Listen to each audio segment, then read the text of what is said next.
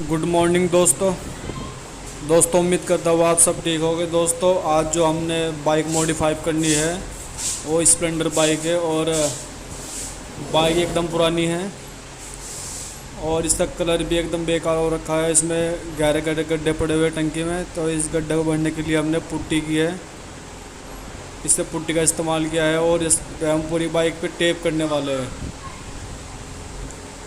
दोस्तों जो हमारे चैनल पे नए हैं वो चैनल को सब्सक्राइब करें, वीडियो को लाइक करें।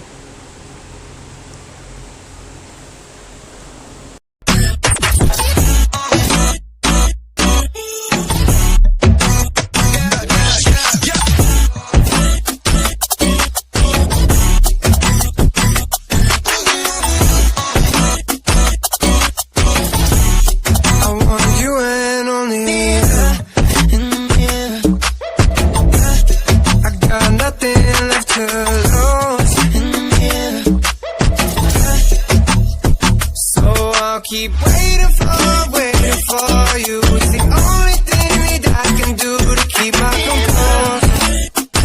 Oh, I need you closer.